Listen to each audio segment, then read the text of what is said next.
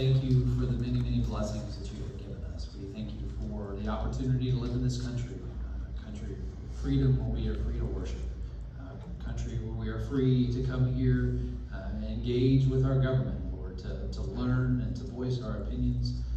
God, we also thank you for the opportunity of giving us more than we deserve.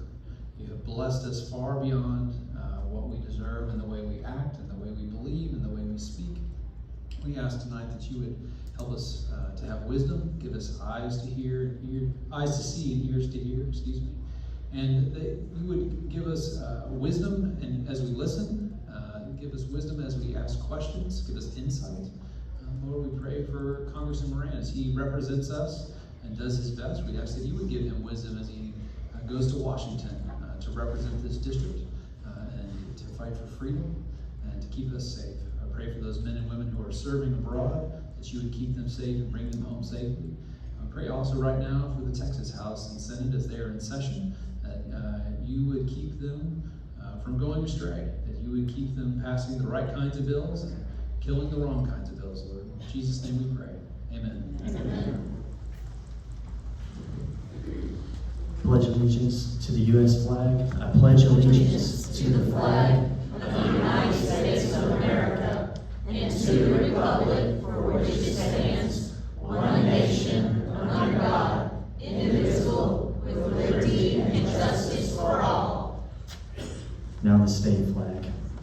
Honor this Texas flag.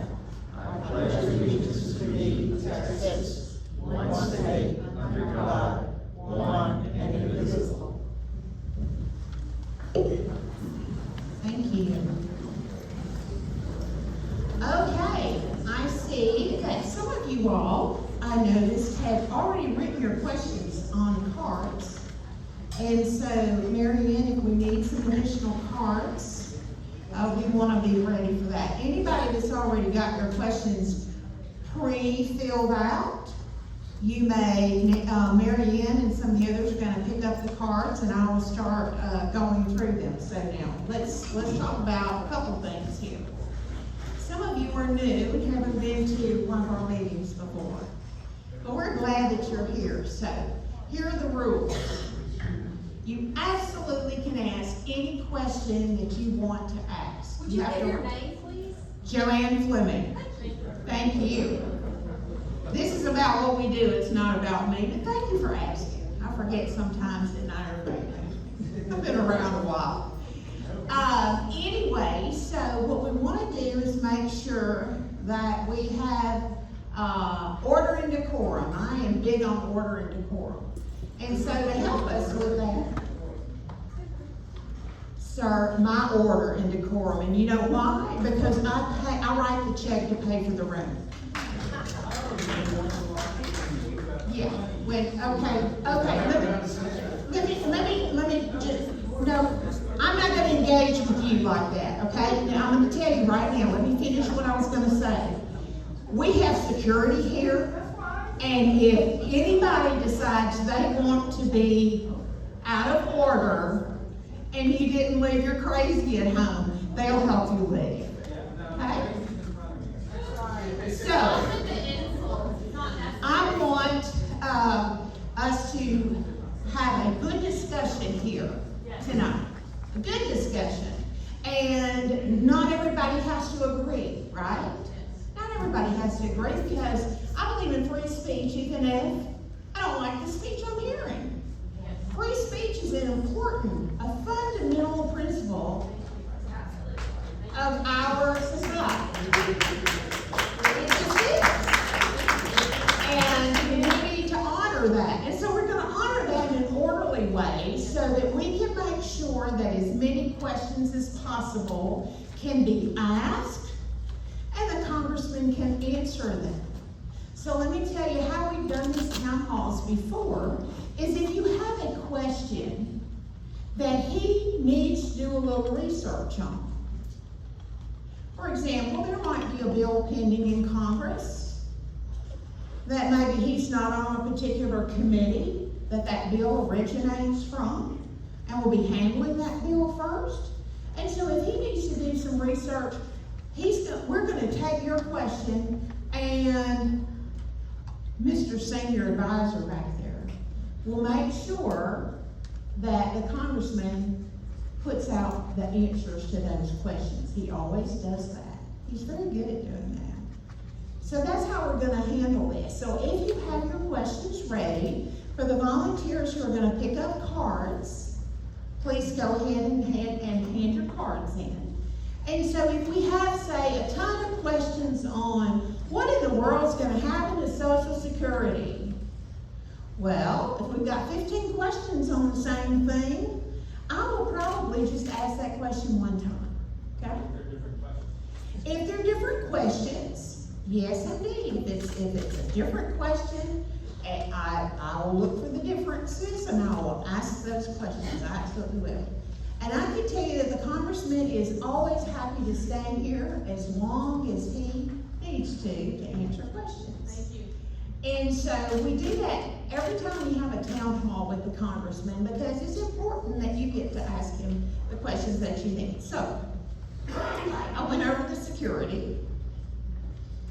And so you have meeting handouts that have some of the upcoming events, and the one on May the 1st is important to a lot of people, and that is we're going to have somebody in here that will teach you how to protest your property appraisals, okay? And he goes into great detail about how you go about collecting the information that you need to go hopefully have a success at the appraisal district to get your appraisal lower so that your property taxes are lower. And so he is a tax professional, and it doesn't cost you a thing. We would welcome you to come in and get some training on how you can help yourself lower your property taxes, because I'm not really sure that those folks in Austin are going to get any of that done.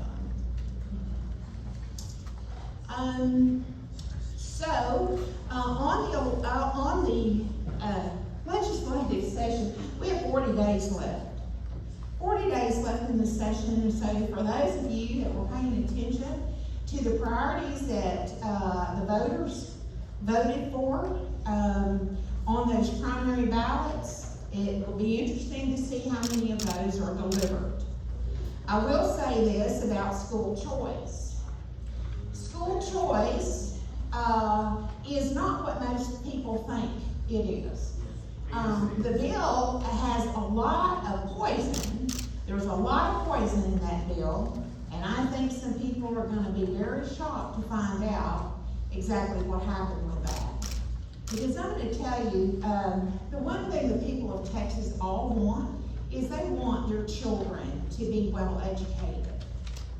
They just want children to be well educated and to have an opportunity to have the best life possible, whatever career they might choose. And so anything that doesn't hold the system accountable for doing that and to fund that appropriately, then it sets up failure for our teachers and it sets up failure for students.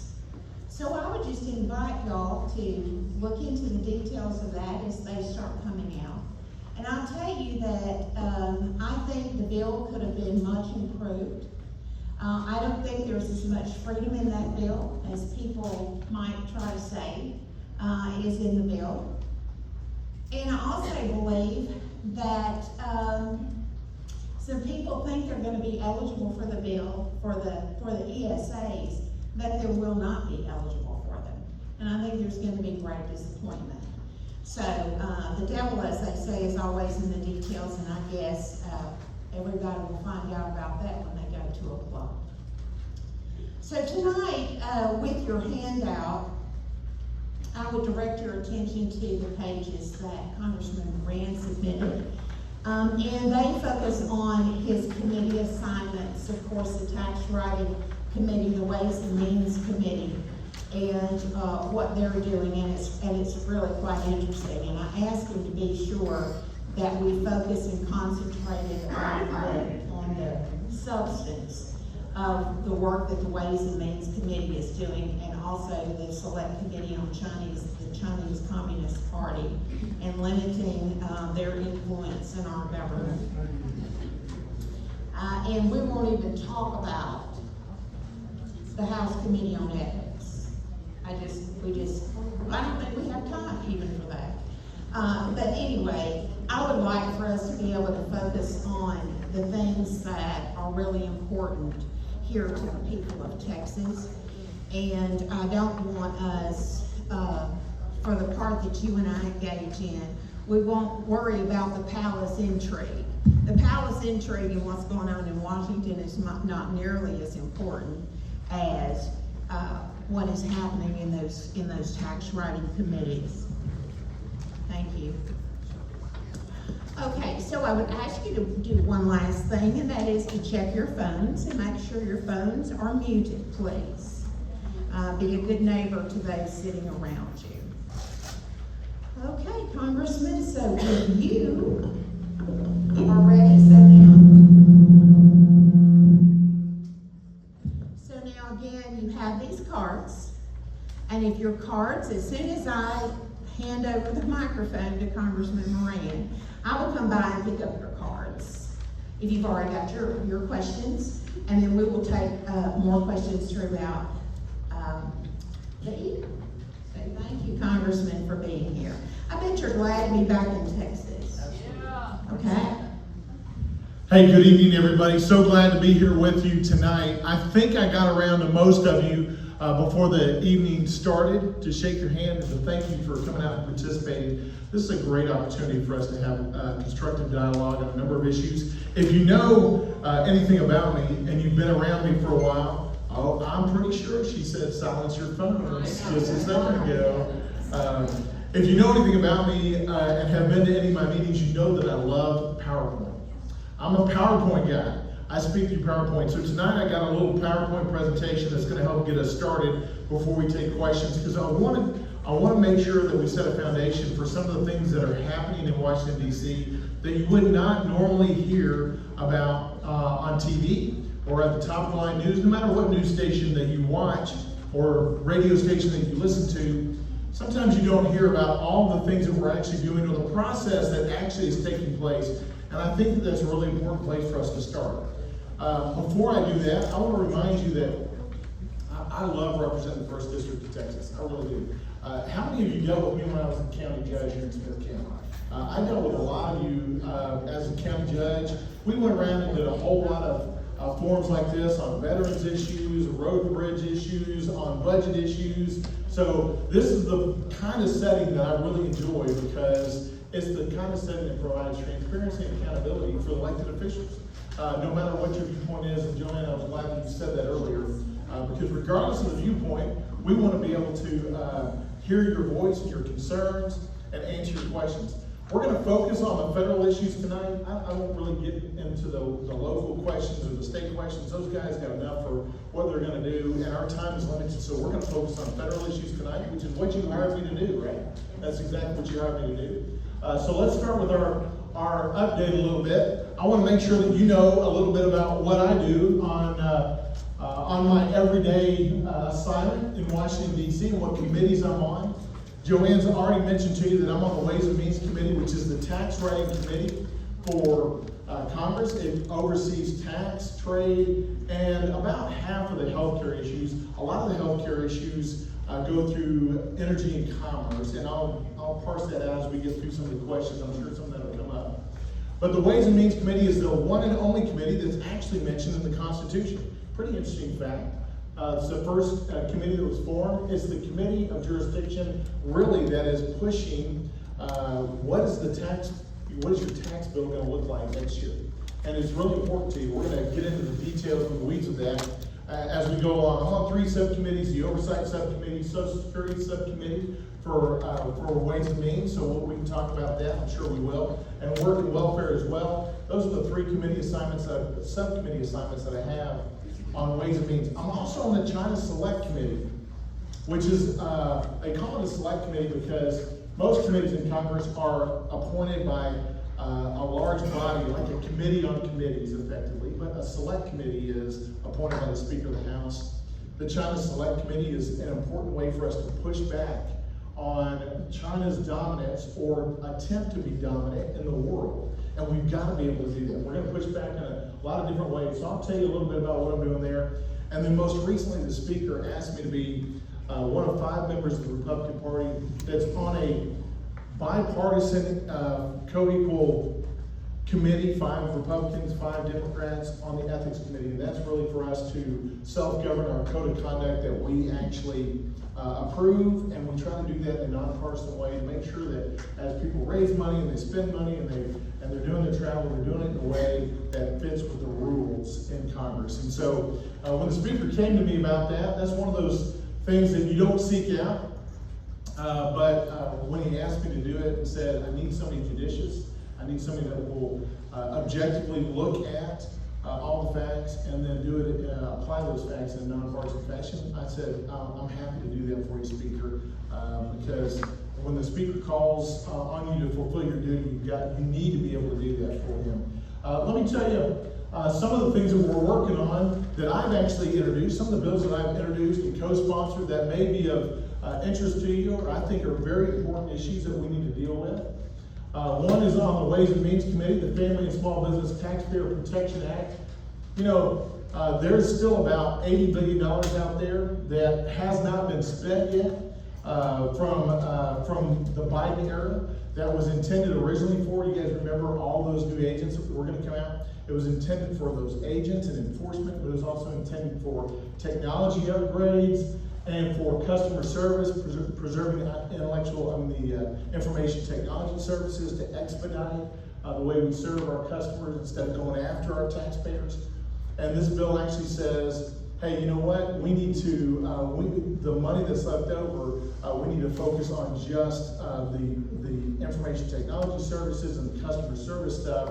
We don't need more enforcement on everyday Americans on their tax bill. It's too complicated the way it is. There's too much focus on that, and we don't think that's where the focus in DC needs to be. It needs to be to serve the taxpayer, not to punish the taxpayer. And so we want to roll back some of that money that Biden put out there originally. Another bill that we laid out there that's gone under the radar is this access to credit for our rural economy. This is the Rankin-Feenstra bill. I like this bill, so we got on it to help co-sponsor it, because this provides access to capital, more access to capital for farmers in small communities, in rural communities across America. And don't you know, farmers are really the heartbeat of our nation, that middle part of our nation, and food security is national security. We've got to make sure that our farmers are supported. We've got a bunch of, we've got some great farm credit institutions that provide lending to our farmers. This bill in particular, what it does is it opens up for banks to be able to do that a little bit in a little bit better way, and allows them to deduct some of the interest off of the loans they're making to farmers in these really small communities, so that they can have a homestead and continue to keep their homes. We think that's really important as well. Much more on the Ways and Means I'll talk about here in a second that's not up there. On China Select, I refiled my no dollars to the Uyghur Forced Labor Act. Does anybody know who the Uyghur peoples are? If you don't know the Uyghur story, you really need to know the Uyghur story. I talked about this on our last town hall back in October. Here in this room. I'm sorry? There are Mexicans. So the Uyghurs in the Xinjiang region of China are really enslaved, and they're a Muslim people group that the Chinese use as really slave labor. And then a lot of those products and services that come out of the Xinjiang region end up in the United States, and so we do not want to support that slave labor that's coming out of China. We want to say to China, there's a moral issue here, not just an economic, but a moral issue that is repugnant, and we need to push back on that. So this says, hey, if the government's going to enter into any contracts, it cannot do so with any business that gets their product or service out of the Xinjiang region of China that uses that slave labor. We also signed on to Chip Roy's bill, Securing America's Land from Foreign Interference Act. Really important bill. We're hearing this at the state level too, and we applaud the state guys and what they're trying to do. to keep China out of owning our land. And that's a really significant issue, particularly agriculture land, because as they buy up property, then they control more of the agriculture domestically that we have here to feed our kiddos and feed our nation. And that becomes problematic. And so they're also involved in buying up land near military installations. Pfluger has a good bill on that we were on last session, and he's going to refile it this session. That'll say China cannot buy land near a military installation. We think that's important as well. So some of the other bills that I've introduced and co-sponsored this session include the Border Security Investment Act, which is one of those. They're actually the first bill that I filed in Congress. We sat around the table when I first got elected 2 years ago, and we said, you know what? Border security back then, of course, was just a mess. And how could we take away the incentives for people to come across the United States and do that illegally? How can we incentivize them to stay and go through the legal process? Well, one of the ways is a lot of folks will come over and they'll work and they'll send money back without ever paying taxes, and everything's a cash transaction. And so we said, what we need to do is we need to stop that, and we need to provide a fee associated with the transfer back to these countries. So that's why we filed this particular bill. We also filed the Restore Patent Rights Act of 2025, which restores the right of patent owners to quickly block their infringers by getting an injunction. Now, why is this important in particular as it relates to your property? So I'm really curious about the science, because I didn't know we had so many intellectual property experts in the room.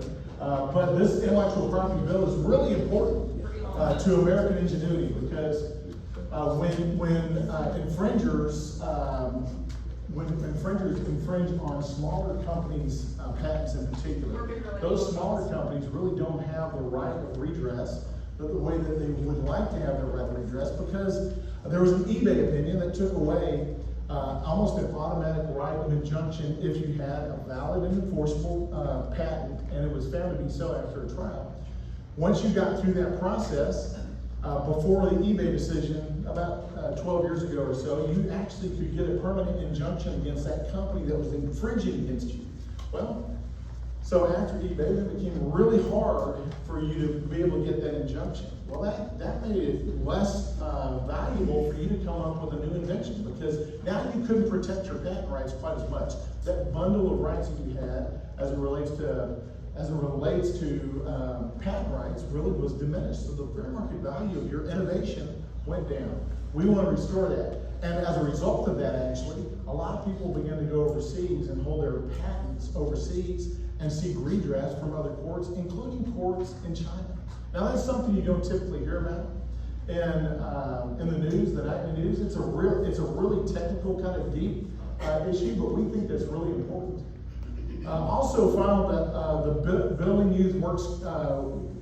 Youth Workforce Skills Act, which is something that we had worked on last session as part of the WIOA reauthorizations. Anybody know what WIOA is? The Workforce Innovation Opportunities Act. It's what funds our local workforce solutions through the state of Texas. That's the bill that kind of sets the parameters and provides the funding for that. And working through that process, we thought, you know what, we need to make sure that we allow for workforce boards to fund skills training for in-school youth. How many in-school youth you know that need to start that training earlier and to get their skills built up, so that when they get out of high school, if they decide not to go to a four-year college or a university, they can get a great job. We want to see that happen with them. So we filed that back. The Prove It Act is another one that we filed last session, and we refiled this session with Brad Finstead. We think that if the federal government is going to impose a regulation on somebody, that they ought to actually have to follow a 1980s law that says you've got to say what the cost is on that business for that new regulation before it goes into place. Well, about 75% of the time, the federal government doesn't do that, even though the law requires you to do that. So why did we file this bill? Because this bill in particular will provide redress for those businesses. Is anybody in here a small business owner, by the way? Yeah. Man, I'm so glad. Because when, I bet you guys as small business owners do not have full-time compliance officers, do you? I bet you don't have full-time federal compliance officers. Their whole job is just to comply with new federal regulations. And that's the same case with a lot of small businesses. So when the federal government decides to impose new regulations on you and your industries and your small businesses, I think that needs to be something that only happens after a long, slow process, deliberative process, where we have understood what the cost is going to be to that business owner. And so this Prove It Act says, look, federal government, if you don't follow the law that says you have to do this, then we have redress. We can come and quickly file a petition and get that regulation undone until you walk through the process that's mandated by the law. That's been there for more than 40 years. Super important. You'll also see up there, I've got defund the Planned Parenthood Act of 2025.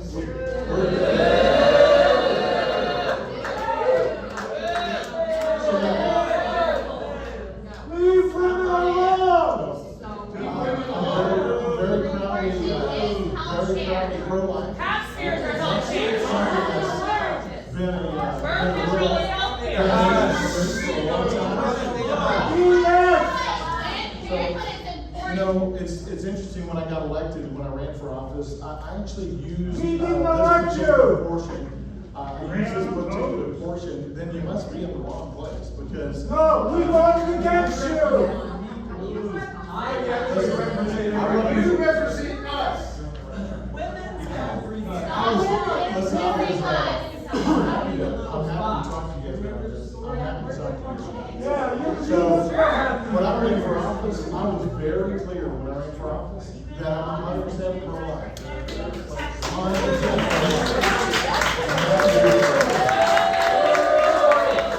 And the interesting thing about differences is, I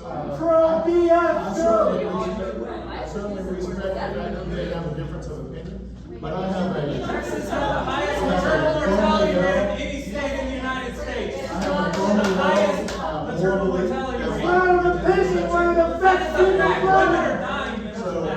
as a result of my very firmly held I'm happy to talk to you guys. Well, listen to us! I've heard you, but I don't We heard enough from you! So we're going to get to the questions in just a little bit. I think there's other questions. So if you got a question, you got to write it down. We did. So we're going to get to those questions. Why do we have to write? So let me finish my PowerPoint presentation. The sooner that I get We can read! the sooner I get through my presentation, then we can get your questions. I would love to give you the facts and the things I'm doing in Congress. I want to talk about ways and means in particular here in just a moment.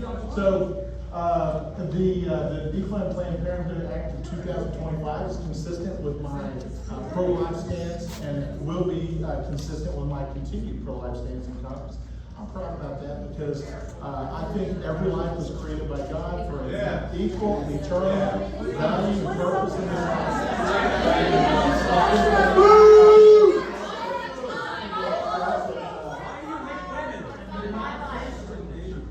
So, Why do you hate women? I'm pretty sure we've figured out what your position on this, and I'd be glad to keep going on my side. Yeah! Why don't you come over here? Anti-CBDC surveillance act, surveillance act. I'm asking honest questions. So, if you have a question, feel free to write it down. Anti-CBDC surveillance act. I know, and we're going to get to it. So, you know, in Congress, I'm going to address the colloquy that's not happening here, the really interesting behavior, because in Washington, D.C., I have a number of friends across the aisle that disagree with me on this issue, that we talk about and debate these issues, but we actually do it in a very civil way.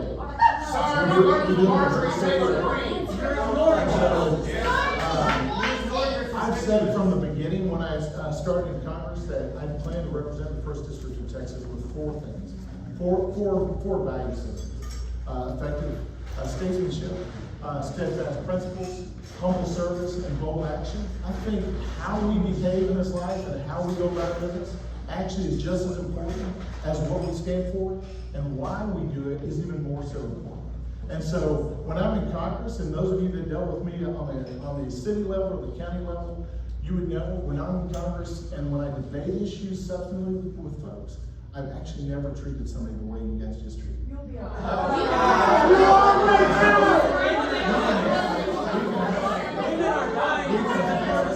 can have a substantive debate.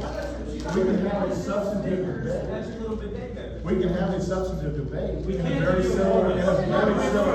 Answer our question. All right. So let's go on. This Answer the question. City Surveillance State Act prohibits the Federal Reserve from issuing a central bank digital currency. I think that's really important too. We don't want to see a central bank digital currency out there. We want that in the private sector. Government doesn't need to have anything to do with issuing those currencies. So I think that's important as well. And then protect our children reauthorization act to try to reauthorize some very important bills that protect our kids online. So that's part of what I'm up to. Now, let's talk about the House budget. Let's talk about reconciliation, because as I'm on Ways and Means Committee, we're going to get to those questions. Many of us will stay as long as you want to watch to do your PowerPoint. But I suggest that we actually do the questions first. Right, Because yes, my most please. I suspect a lot of you probably what you want to ask, I'm going to answer in some of my PowerPoint. So, let me go through the PowerPoint, because it's really important.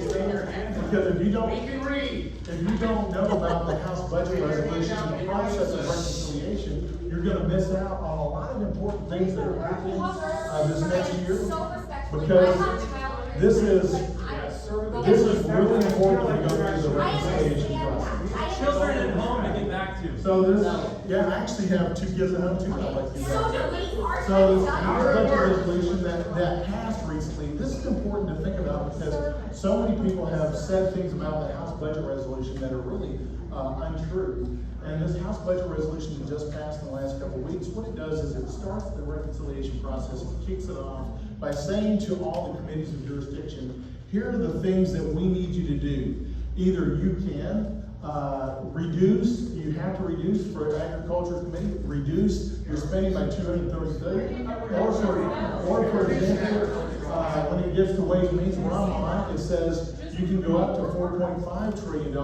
Why? Because that's the cost of extending the Tax Cuts and Jobs Act provisions of 2017. And so we'll get to that question. It's a great question, because as we go through this process here, what we want to do is end up budget neutral.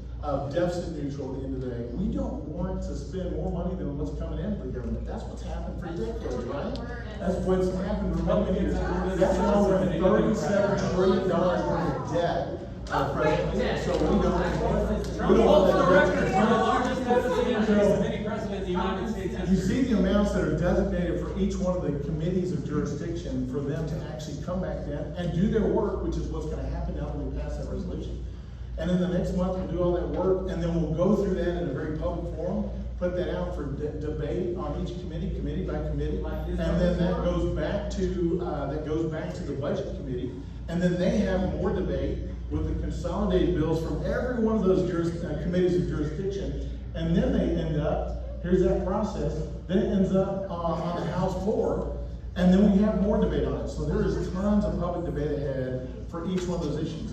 Here's what most people have said about the budget resolution on this. They've said, you know what, you slashed Medicaid, you slashed Social Security, you slashed this or that in that budget resolution. And actually the budget resolution does nothing but give numbers. And then those committees have to go through their work and figure out how do they say that. So that's where we're at right now. There's also a really important thing called the bird rule, because when it goes over to the Senate, the way reconciliation works is it avoids the 60 vote threshold in the Senate. That's why we go through the process. But there's still some rules in place that will say, but you gotta keep it constrained. One of the rules is you can't touch Social Security in the reconciliation process. Now, I suspect that's probably a shock to most of you, because most of you may have heard that you think we are cutting some Social Security in the process. The interesting thing is that the Senate parliamentarian knows we can't do that. You can't even touch Social Security in the reconciliation process. You also can't get outside the jurisdictional bounds. You can't get into policy in the reconciliation process. You got to stick with the actual. It's a lawless White House. That's an empty statement. Here's the. It's a lawless White House.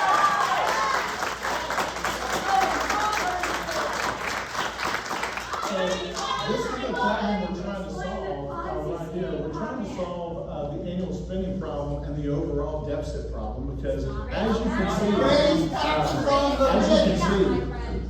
the annual spending is having a problem. We're way underwater. And that would not be the case. That would not be the case. That would not be the case if we actually did what you have to do in your small businesses and you have to do in your families. My small business was shut down by Trump's tariffs. Balance the budget. So we don't want to see that happen. Because we're about, take a look at that, we're a couple $1 trillion underwater. Now, I heard a couple of you say out there that a lot of the Tax Cuts and Jobs Act was for the rich. Let me go through a few statistics here that's really important to know. You would be surprised. You would actually be surprised at the impact if we do not extend some of those Tax Cuts and Jobs Act. Talk about a family of 4 in East Texas. There's a median income here of about $61,000 a year. Statistically speaking, in East Texas. That average, those are just statistics a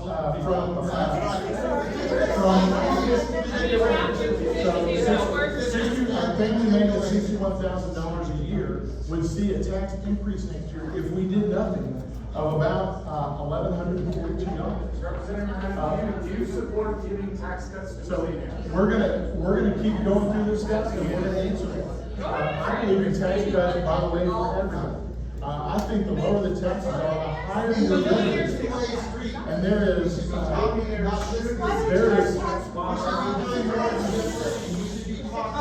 So I'm pretty sure I'm like 15 or 30 minutes into this presentation, and so we're gonna get to those questions. There's an easy how do you go about doing this? I want to ask you because I bet you we're Tired of nonsense! Ignoring the facts probably won't get us anywhere. Raise your hand As if we you get came through here our for this discussion tonight. presentation. A family of 4, Raise by the your way, hand if you came to have your questions answered. Nobody's answering. a family of 4 that's making about $100,000 would see almost a $2,500 tax increase. That's just not something we would.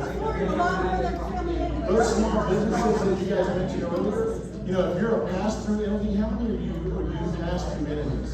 About 90% of every entity is a pass-through entity in the United States. And for those that use pass-through entities, you're actually going to have about a double of your tax rate. It's going to go from 21% to 43% if we don't do anything. So we need to be able to provide you that money back so you can do with it what you want long term. We're tired of your fake numbers! I'll skip through, these are actually numbers that you can check on your own and verify, and here's a great number for you right here. So one of the things that we got to look at going forward to 2033 is this issue right here that if you look at anybody, Democrat, Republican numbers, it doesn't matter. By 2033, Social Security falls off the cliff because it runs out of money. So what you end up having to do is, at that point, there's an automatic reduction of benefits. We don't want to see that. We want to preserve that. So If you would fix the system, you could make it, no, you could make it completely sustainable. let me call out a little misinformation in both parties, and this is, I do it for both parties because I think what we're seeing is misinformation on both sides of the aisle. We're hearing And so it right now. we want to make sure that we're being equal in our criticism here. And so I want to call out two things. One is, see these billboards on the left? The Washington Examiner has a great story about this, that you saw these billboards out there that were saying that the vote, this budget resolution vote that happened, was a cut in Medicaid or Medicare or Social Security. And so billboards went up around the country about that. And they were had to be taken down because once they were challenged with that, they realized that it was actually potentially defamatory because there was no basis in fact. Will you And guarantee so right the now that it will not be cut? The Democrats Will actually you took guarantee those right now that they will not be cut? They actually took those You billboards won't. down. You won't. Now, the other thing is, Because I'll you tell you, can't. is Republicans actually, or conservatives actually do a very similar thing. I saw this on my Facebook feed, and I had to take a picture of it, because on this particular thing that circulated around conservative circles, it shows the same vote, and it says they voted for, that we voted to no taxes on tips and no taxes on overtime, and the truth is, that didn't happen. And so I was curious how conservatives were circulating that misinformation, while liberals were circulating a whole other bad set of information. Conservatives want to hear what he has to say. So anyway, He doesn't have anything to say. what we You want came to to do. yell, and we came to listen. So Well, let us listen. We heard We you yell. came here to ask questions, not listen to his bullshit. What we want to do is, well, besides being respectful, is to be honest about the conversations that we're having. So, all right. Ways to connect. Hey, guess what? I flew through that and skipped a bunch of my notes to cut it down short. If anybody had been here, anybody had been here in October, you would see me in about an hour and a half. I think I went about an hour and a half with my PowerPoint presentation in October. Because it's really important. So let's take a few questions. Joanne, do you want to take some questions? Thank you.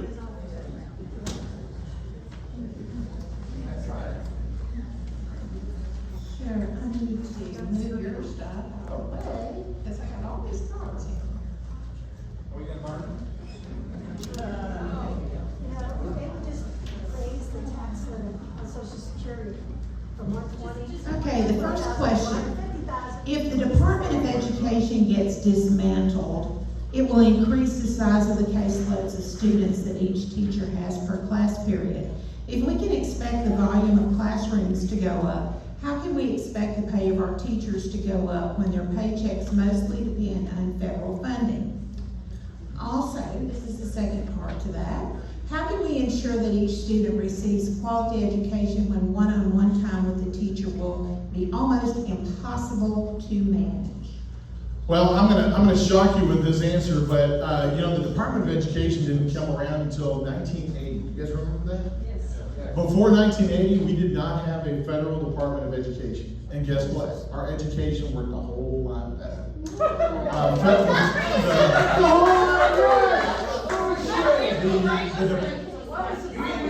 The topic of education, I was on education workforce committee Texas is last session. 47th in the state. So I'm pretty sure you asked me to answer your questions, and I'm pretty sure I'm trying to answer your questions.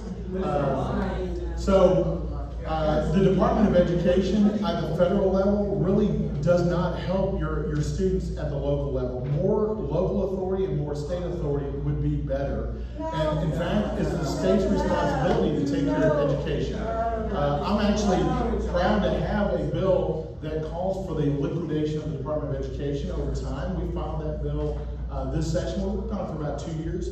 My kids go to public schools. I graduated from public schools. I'm proud to support school systems. I worked in school for a while. My wife was a teacher. We've got all kinds of connections to education, and so we love educating students. I started an education foundation with a friend of mine for a local school district. Why? Because we believe in what teachers do, whether or not they're in private schools or charter schools, or whether that's homeschools. We believe in what they do, or public schools. And so, but education is fundamentally a state issue. And so what you don't want to do in Texas is you don't want California to tell Texas how to run their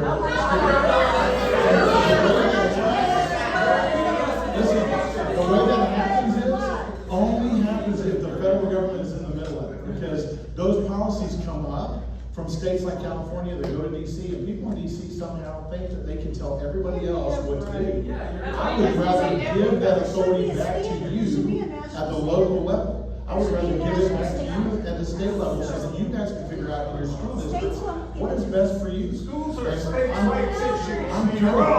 I'm always curious by people that want the federal government to do more, because frankly, the federal government never gets it right. So, these fears about teachers, these fears about what would happen in the classroom, I'm telling fears, the Department of Education, if it went away tomorrow, would be a good thing for you.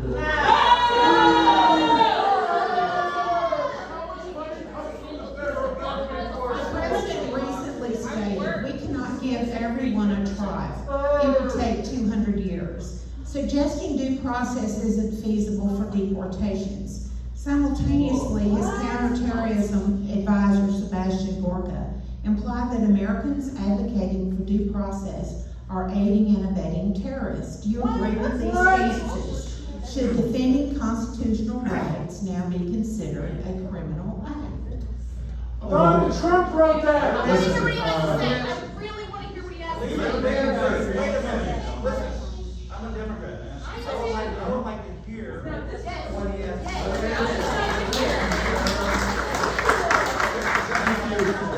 My wife comes to me to tell me, I say, I can't hear those important things that you have to say because of your tone. Yeah, that's sexist. Let's get back to Moran.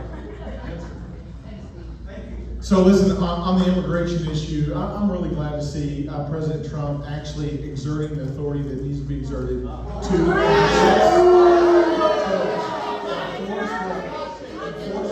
law. And there will be due process along the way, but to enforce I'll tell you what, the millions of people that have come across our borders in the past couple of years, and for years, as we talked about it in the last administration, people would say, oh, but Congress needs to do something. President Biden can't actually do something about that. We need a strong executive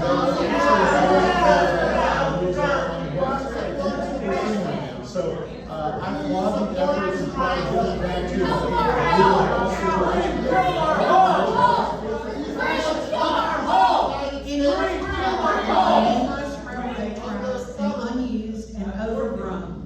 There have been attempts to contact Union Pacific, but they are not helping.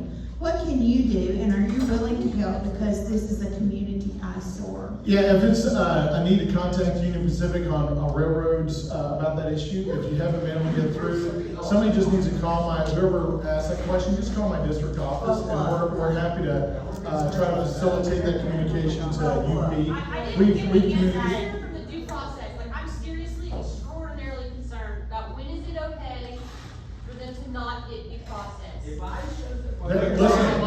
Listen, the Supreme Court is going to make sure that the rule of law is followed.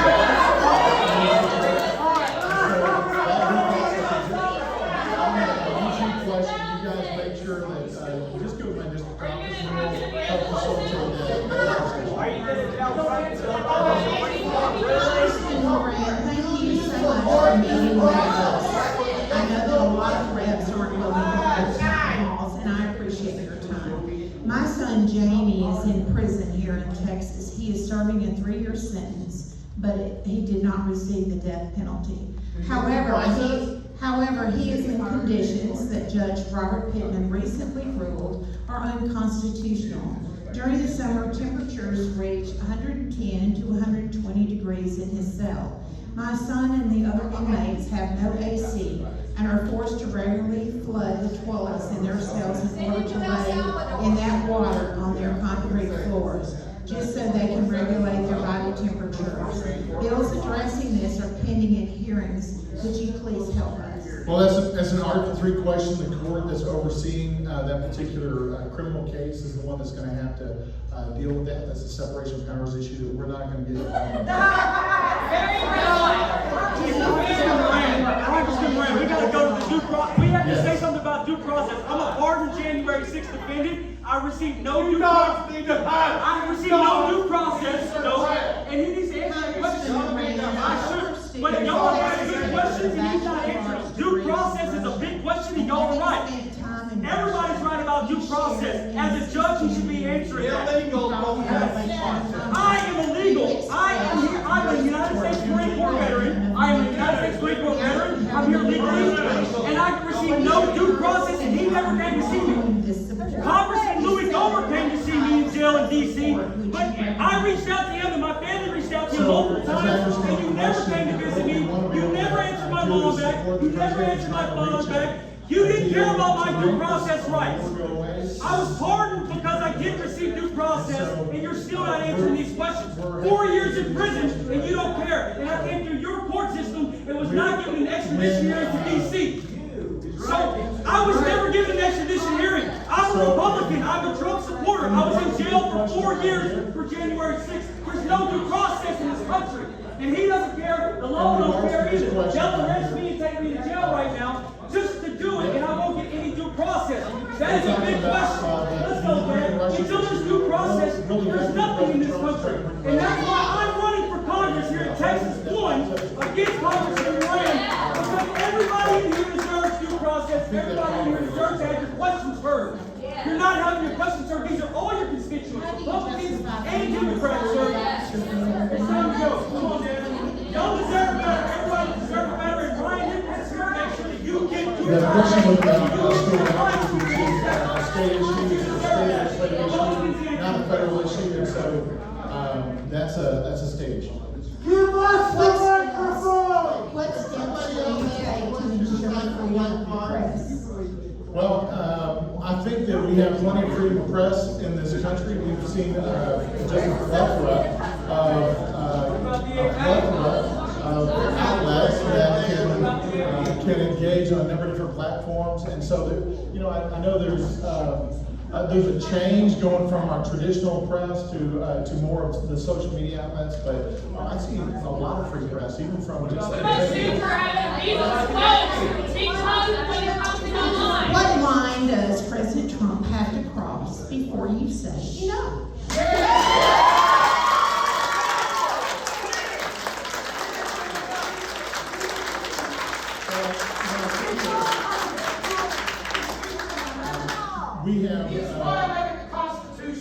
We have been very adamant about when we think that there's a problem, and if you guys watch my how about I, not a we, I've been very adamant that when I see something that I think is against the rule of law, against separation of powers, we're gonna speak out. About 2 weeks ago, What happened to? we were in a hearing about 2 weeks ago in our Ways and Means hearing, and we pushed back on what President Trump was doing in some areas and made that clear. And What area? Be specific! On trade issues in particular, I've said very vocally that I like the short-term negotiation strategy that's engaged, but the tariffs as a long-term economic policy, I think there's some real concern there, and so I'm hoping that I believe that Trump will be successful in his strategy, bringing the other countries to the table, renegotiating those deals, getting reciprocity across the board, making sure that we get treated fairly here, our ag products get treated fairly across the world. There's so much that we have overlooked in the past decades that's gone on. Trump is resetting the world stage on that.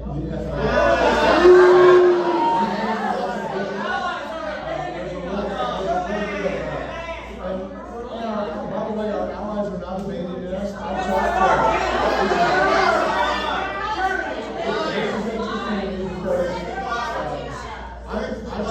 I talk frequently to ambassadors from countries of our allies, and I can assure you, they know that they have been mistreating us in a number of economic ways, and they're going to come to the table, and there's going to be some better treatment.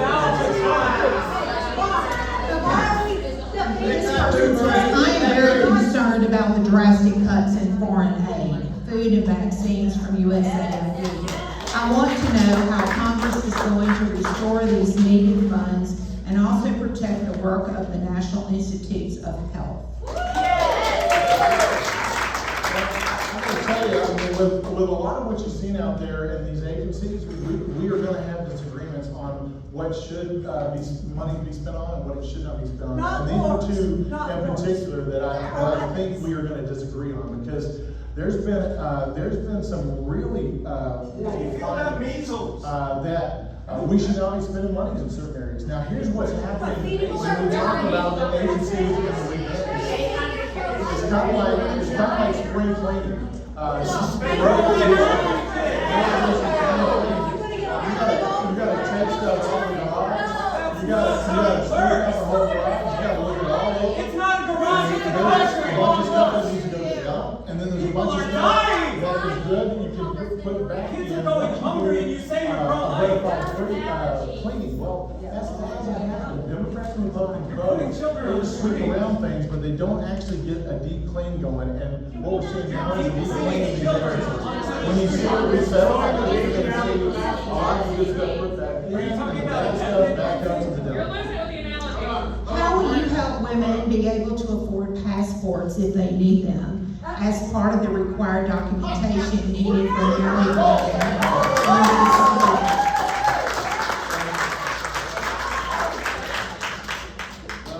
This is a false ACLU talking point.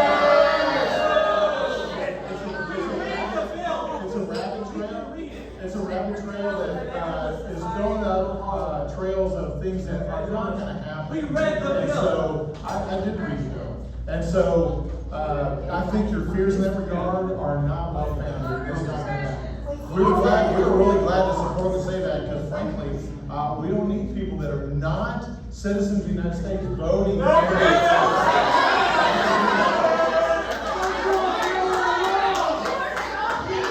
Responsible for determining which forms of identification are valid and how will those people be trained? Yeah, it's actually listed in the bill which forms are valid, and those people already are in place. They just have to follow the rules according to what the bill's going to say, or what the bill has laid out for the different identifications.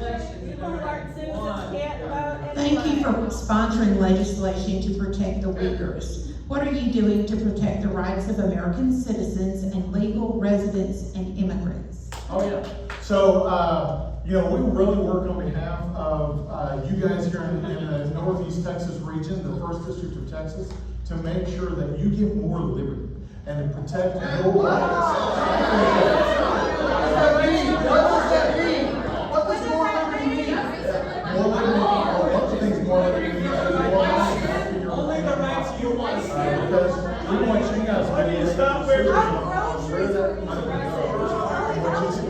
And so, one of the things I talked about out here that you guys shouted over me about rights was the patent rights. How many of you in here have good creative ideas?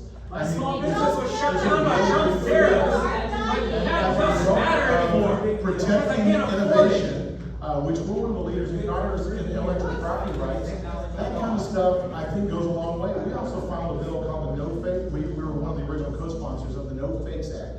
And it says that you have a personal property right in your image and in your voice. Well, that's protecting you. It's a protection for you. And that's the kind of thing that we've seen some states do, but the federal government needs to do that. So those are just two specific examples. United States exiting NATO. Can you answer a question, please? Yeah, I've been answering this question. No, I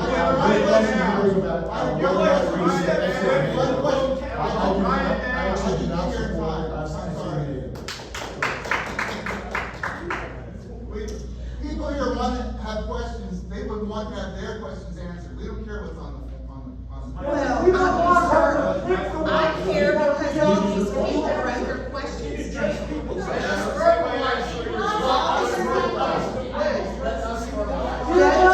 Doge and Trump claim to have found billions of fraudulent payments. Fraud is a crime. Please provide a list of indicted fraudsters, unless the indictments are sealed, such as public records. Name one. Yeah, I think that those things will come out as we move through the process. We've already got a list of the money that's been identified.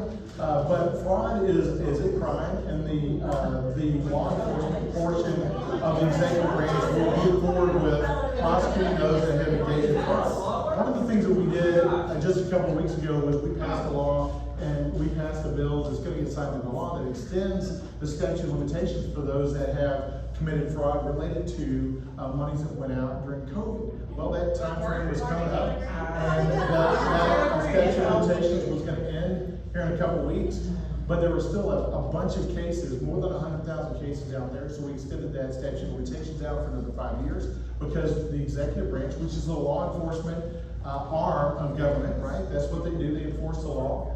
Then they need to go after those folks who need a little bit more time. It's unfortunate that President Biden's law enforcement folks didn't do that. Do you believe that Kilmar Abrego Garcia should be returned to the United States? That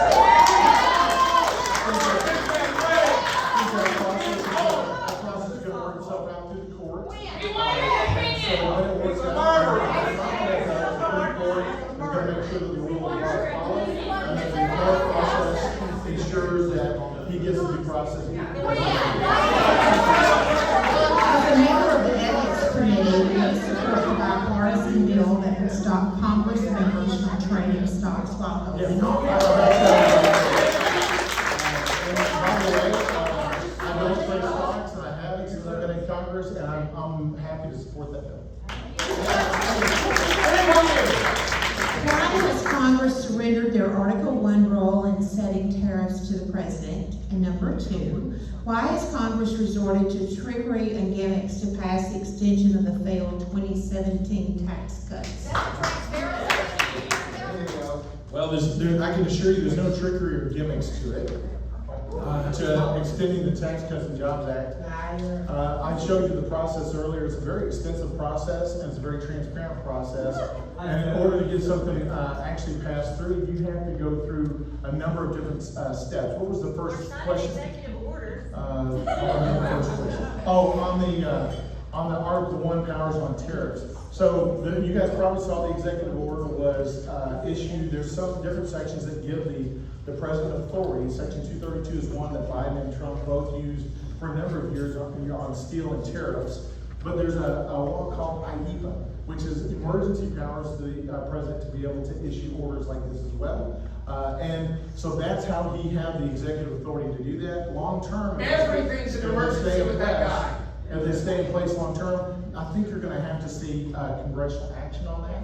And I hope that we have a chance to be involved in that. And right now,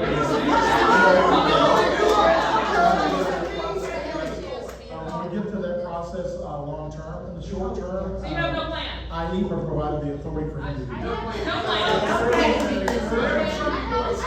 Why did you allow the Department of Education to be defunded? This affects me and other disabled people from getting the help and education we need, and people who rely on free lunches may starve from not being able to afford food. Well, actually, this is, unfortunately, the question doesn't understand the facts of what's actually going on, because it hasn't been defunded. Those programs, if you look at the executive order, that President Trump signed on the Department of Education, it says, according to what the law is presently, he wants to get rid of the department, but those programs actually are continuing, and they haven't been defunded. As you know, the appropriations happened through Congress, and that appropriation hasn't changed. Now, I told you earlier, thanks, and I'm very forthright and very honest with people about long term. I think there needs to be a weaning off of the federal government on this. The state needs to pick up. The state needs to pick up the vacancy there, and then school districts will not have anything that they have to worry about. Give them a long runway to plan for, but the federal government, here's what happens is the federal government gives you monetary streams, and then they want to send you policy that is contrary to what you want. So, unfortunately, what would you want? I don't know why you're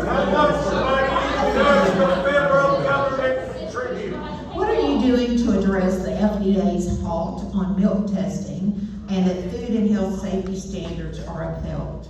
Yeah, that's outside of my committee jurisdiction, so I don't really know a whole lot about that issue. I'm focused on the tax policy and the trade policy stuff that we've been talking about. That really goes under the ag committee, so. Do you drink milk? President Trump posted on Truth Social yesterday that court should not be playing as referee in his deportation efforts. He said, "We cannot give everyone a trial." Do you support this? As an attorney, you understand the constitutional right to due process. How does one defend or prove their immigration status or guilt, innocence without due process? Again, I think this is very important to make sure that whatever due process is due to each one of those individuals and their individual circumstances. And there are many different circumstances that the Supreme Court is going to make sure that that due process is followed. As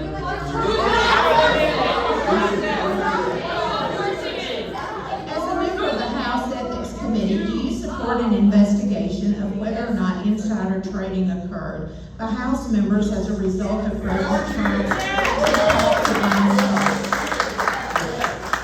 Well, we can start with Nancy Pelosi. She's probably right.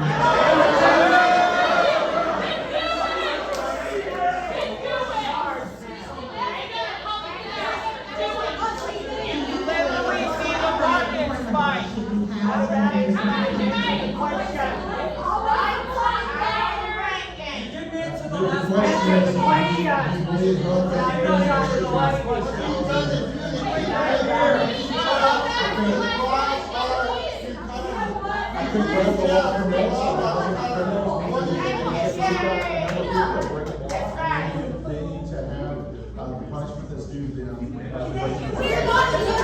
you believe in the three branches of government, and what will you do if Trump defies SCOTUS order? So I do believe in the three branches of government, and my hope is that, and my belief is that what we're going to see appropriate powers in both the legislative, the judiciary, and the executive branch. Checks and balances that happen, but the process takes time to go through with the Supreme Court. When we honor the authorities of the other branch and make sure that we all stay in our own lane, things work out much better. I will tell you that all the time. I said this when I was on the campaign trail. It doesn't matter if you're a Republican or Democrat. Folks that get elected to office in the executive branch love to exert as much authority as they can. Both Democrats and Republicans do that. We need to switch back and make sure that they stay in their lane and we stay in our lane and the judiciary stays in its lane.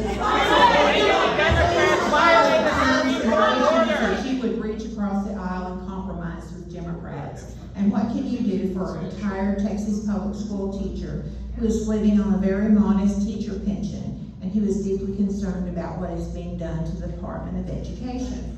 Yeah, so we actually already passed last year the WEP GPO fix. There were 2 fixes that were up, and that actually support. I supported the one that was appropriate, and I actually opposed the one that was the $300 billion solution instead of the $30 billion solution. The $300 billion solution swung the wrong way, and I was very adamant about having to do. Because if you look at how the formulas play out, people were going to get paid more than what they were due. The $30 billion solution actually fixed the problem. So we actually addressed that last year. I wouldn't expect that to come back up. Will you support higher taxes on the wealthiest group in individuals? What steps are being taken that basic human rights are being I think lower taxes for everybody.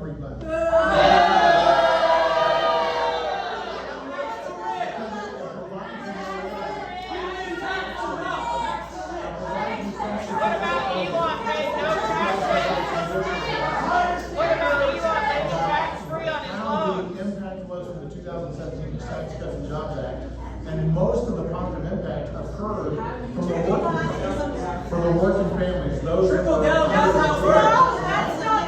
So we're going to continue to support that. You know, And we took the cut often for forget temporary for the that war. it's the small business owner that's driving the economy. We want to support that growth in small business. The number one thing that we can do, you know, I kind of have to laugh at sometimes when Democrats talk about secure wealthy, because you know, a lot of the IRA tax credits that went through the Biden administration, did you know that some of those clean energy credits, there were 90% of those that went to Biden should have tax $1 relief billion. And they created clean jobs here in America. We want to see taxes low for everybody. Your small business initiatives are commendable, but if Donald Trump pursues a pro-private equity agenda, small businesses will ultimately be at odds with and at risk for private equity goals. The coming economic collapse will create record small business bankruptcies and foreclosures. How will you protect small businesses when capital markets dry up like they did in 2008?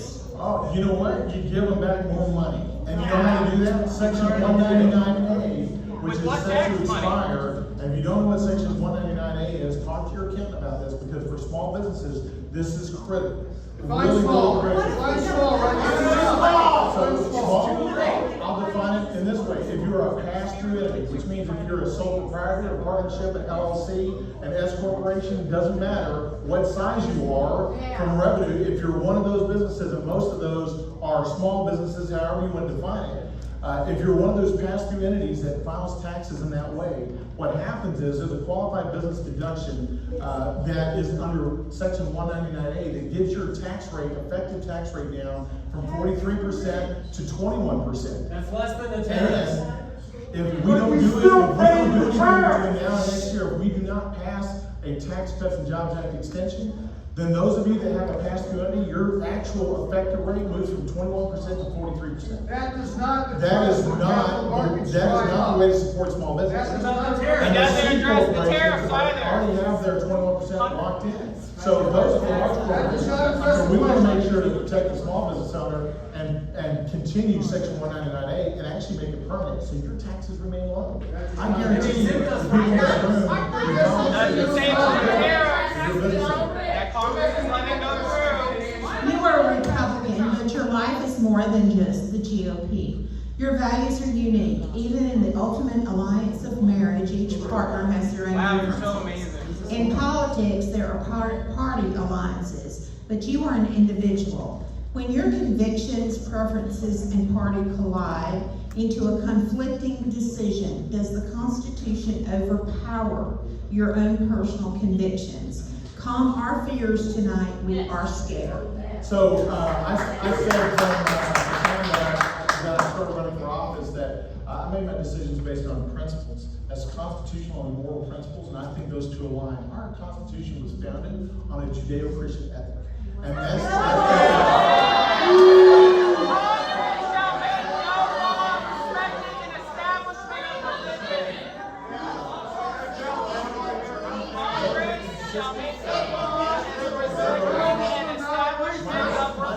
but when it's not a constitutional or moral principle involved, for instance, let's talk about a lot of these tax provisions we talk about, it's not a constitutional or moral issue, it's just a practical issue. Well, then it's the preferences and of the first district of Texas that drives my decision. Do you support sending American citizens to foreign prisons as the president has suggested? We've already answered that question. If the law permits it, where the law It's a concentration camp. Why is that? Our schools, water and transportation, even the postal service. So you're gonna Is exile this U.S. just citizens? about turning public good into profit for the wealthy? What protections do everyday people have when public services become private monopolies? You know, government is not the answer to everything. In fact, government tends to... Ask Teddy Roosevelt. So, the less government you can have in your life, I think the better off. Yeah. And Trust busting. I would love for you, Stop blocking unions. Let women buy abortion. on how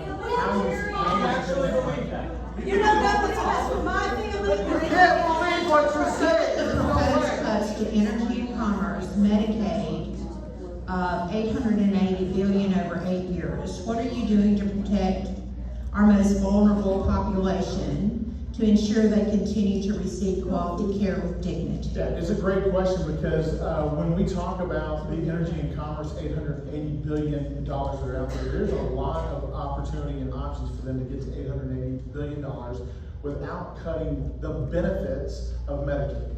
And so when you actually go line by line on the things that they're going to consider, again, that's not my committee of jurisdiction, but it's a very important issue. There's a lot of waste, fraud, and abuse that's in Medicaid.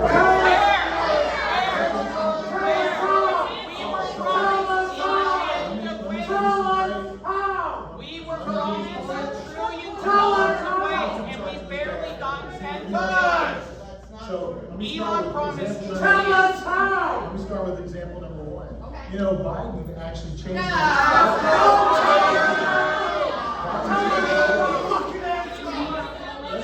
Biden changed the rule to check the eligibility. What about if Listen it to doesn't me. work? Biden changed the rule to check eligibility of Medicaid recipients. And what he did was, instead of checking the rolls twice a year, he said, let's do a rule in place that only checks it once a year. And so Sounds like efficiency.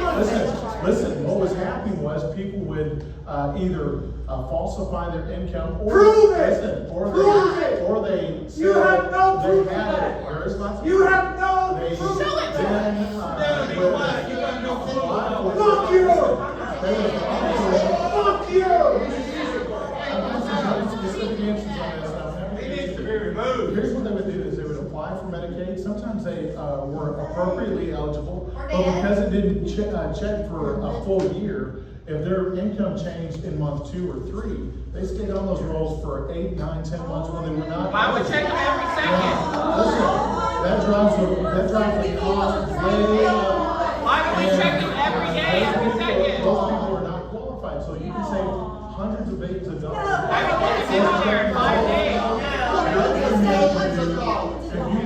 Medicaid is What's more efficient, checking once or checking twice? Medicaid is a cost-sharing program. Where's the trillions in waste and abuse? And we said And $350 instead of just having a blank check and allowing for the match to go up as high as it can, if we were to go back and say, we're gonna do it for genocide, and we're gonna make state also be responsible for administering Medicaid the way we should, then that would actually provide the benefits that are needed, but the states would be accountable, instead of doing like what New York and California do, and that's just They're net positive payers into the federal About the system. funding of ACL. More specifically, will Centers for Independent Living and their current level of funding remain intact? Who will oversee CILS? ACL, help me with that. Whose question is that? Center for Independent Living. Actually, it says ACL, but is that somebody else's question?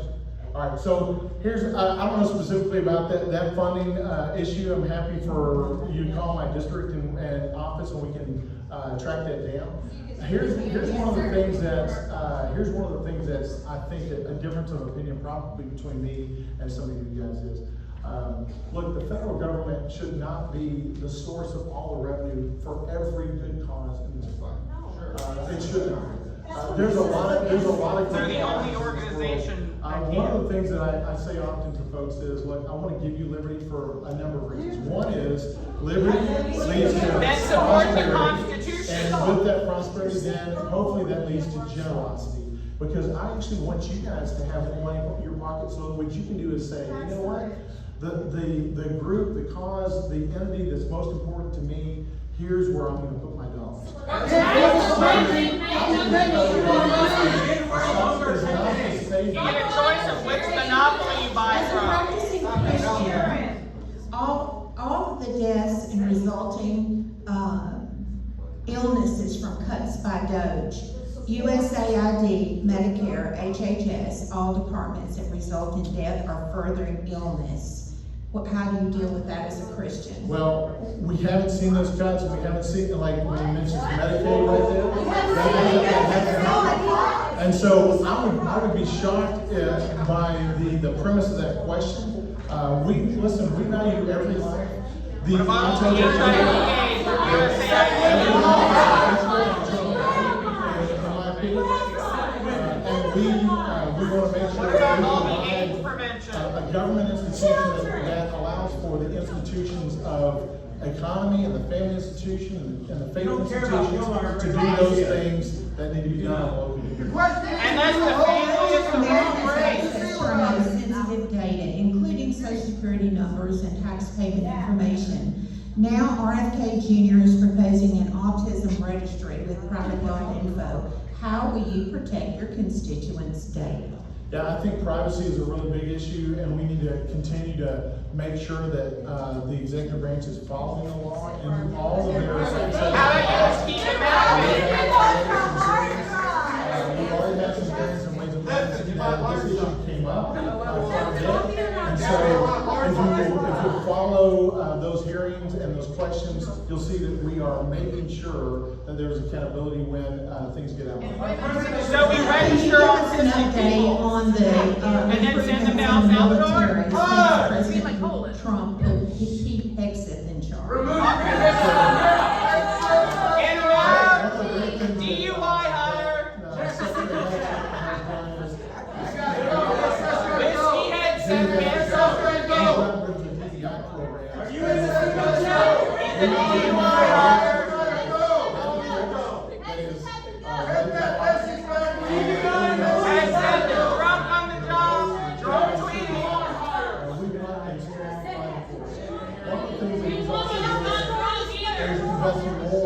He shared classified information twice now. We're talking about our military readiness. China can build about 100 ships to the time that we build 3. Thanks to the regulations and regulatory burdens that are on our ship levels. And so we want to restore the ability for us to build up our military and in particular our Space Force. If you look at the things that are Space Force already is military. The Air Force already covered it. We had NASA, the Air Force. We promised Ukraine that we would help them. Do you feel as though it's the right decision to pull aid from Ukraine? Also, why do we seem to be so aligned with Putin? I've been very clear, even on TV in the last couple of months, if you guys watched the interviews with several stations actually here locally, that I believe Putin is in the wrong. He was the aggressor.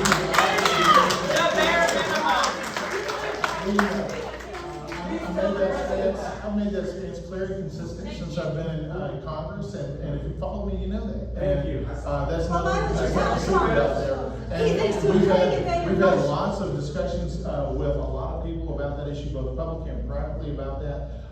You heard earlier on my biography that I have a Russian degree, so I have a little bit of insight about Russia and things that they do, and I think that he is an aggressor that inappropriately has pushed against the rule of law and democracy, and I would like to see him put this.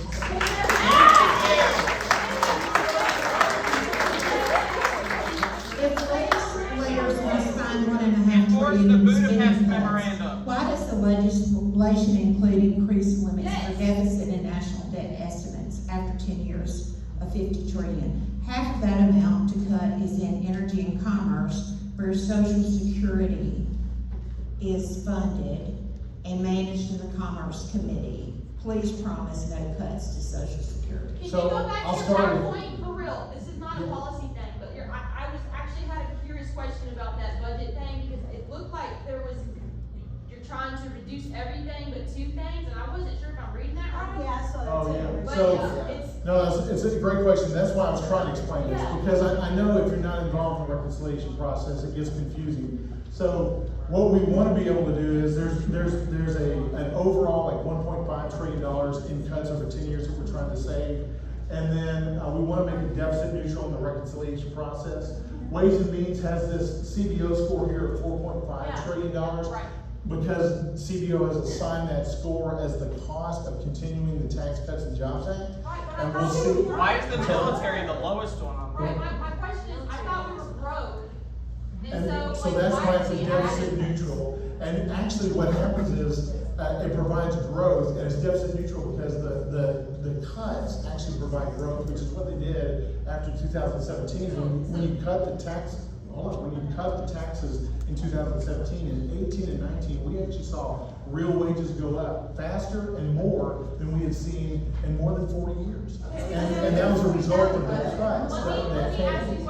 So I'm gonna have, let me answer this question. I did it, but I want to honor the process here. What are your feelings regarding removing the cap on Social Security wages?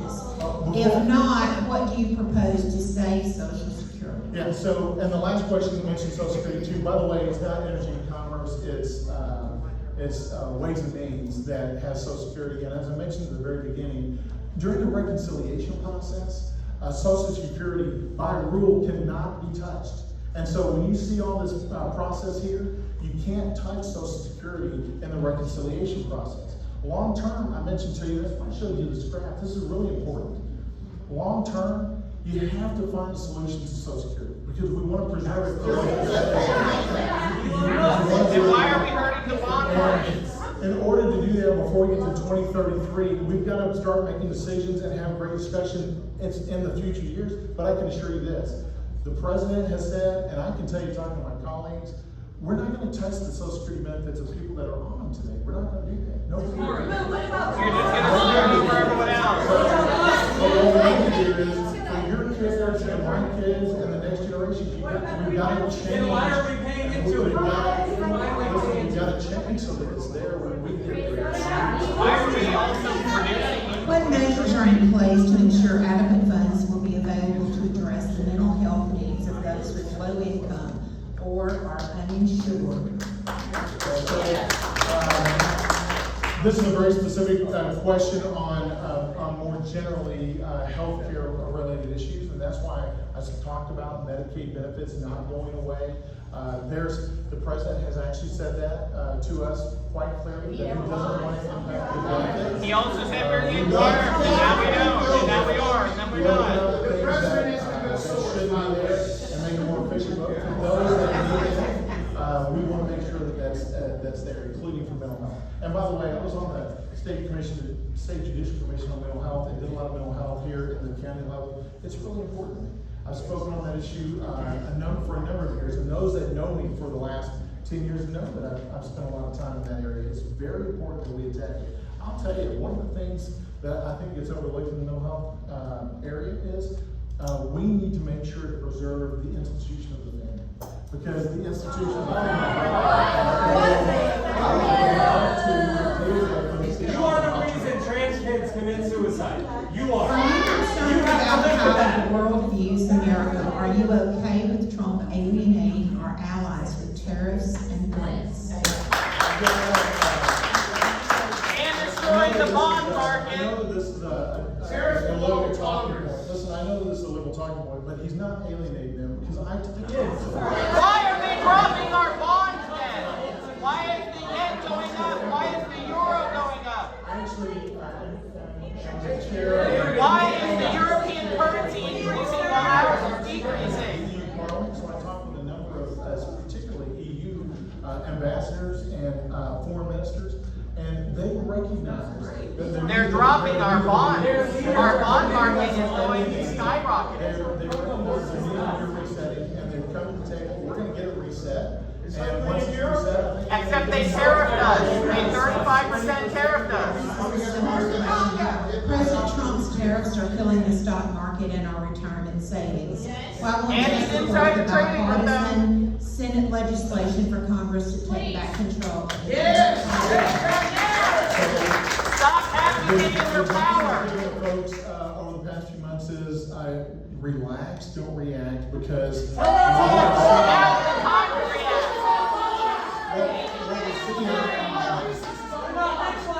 listen, what we're seeing is a tough short-term circumstance. We're resetting the U.S. as the global hegemon of the world. Tariffs and the reciprocity of trade around the world. I like freer trade, and I've said that pretty bluntly, that I'm a Reagan economics guy, and so. And it doesn't work. It never works. When you get back to reciprocity. Reaganomics and destroyed the free trade New with Deal. countries, I think we'll be better. We should walk away from NATO. I've already answered that, no.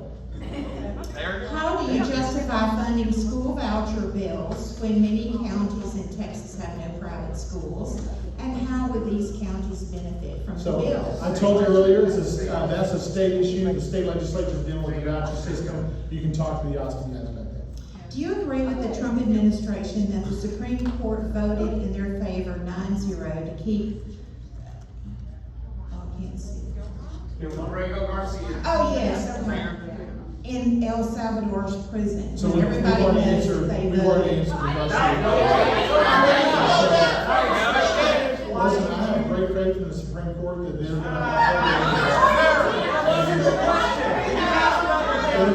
I'm positive it'll get worked out. Please explain the legislation to begin the budgeting process that estimates its spending. They said to facilitate his return. National debt of 50 trillion. Yeah, that's actually the same question from earlier that I answered and went back and answered your question. But I actually have a follow-up, sorry, I'm Mr. Rayne, but with the. Hand me your card and I'll make sure it gets up here, okay? All right, is what you're saying 5.45 trillion to reduce revenue, more taxes over the long haul? No, that's not what I'm saying. Actually, it reduces the taxes, and unfortunately the CBO, they put these scores on there, but truth is they're not real numbers, but the CBO has to give it a score. So here's one of the things that the analogy I gave earlier is, so for instance, think about this, if you lease to purchase a car, and you get through the entire lease, at the end of your lease, you purchase the car, and then you go back and they say, well, you actually gotta do it again. You're gonna have to lease to purchase it. And that's what happened, is we actually paid for those Tax Cuts and Jobs Act provisions in 2017, but because they're expiring under the rules say, you gotta, quote, pay for them again, and that's why they assign a number, but it's basically a ledger number. But they also say you're gonna have about $3 trillion worth of growth as a result of continuing those policies, which is where we end up with a deficit neutral number.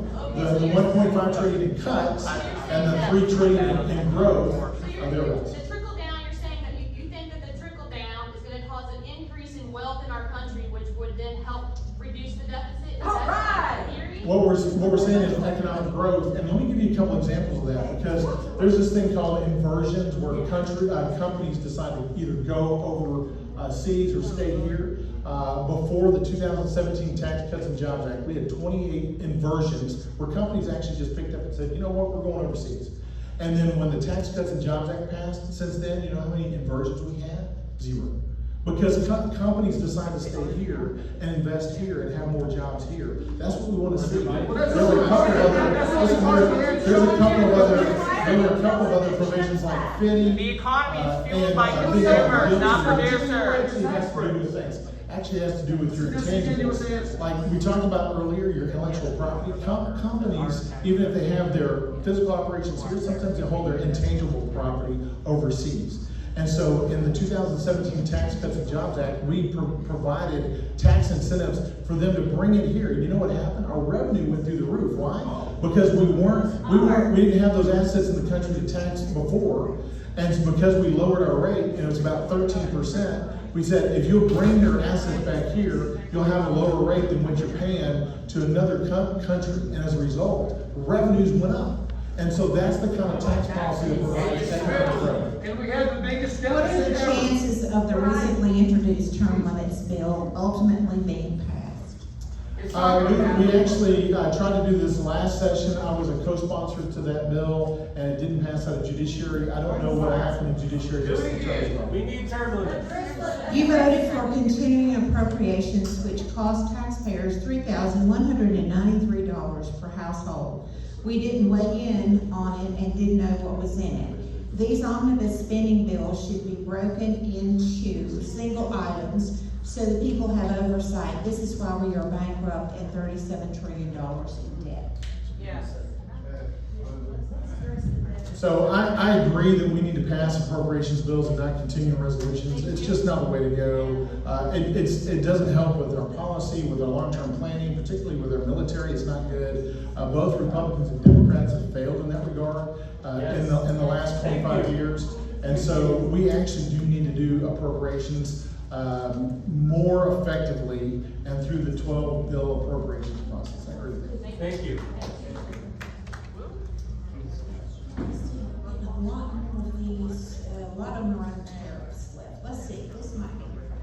President Trump's Tax Cut and Jobs Act gives the largest tax break percentage to the wealthiest of Americans, with the most significant gains to those who make $450,000 and up.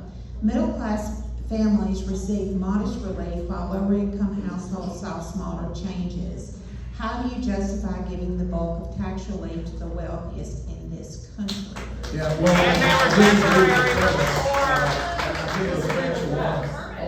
And they were temporary before. Some statistics that I had, because I know this is important to you.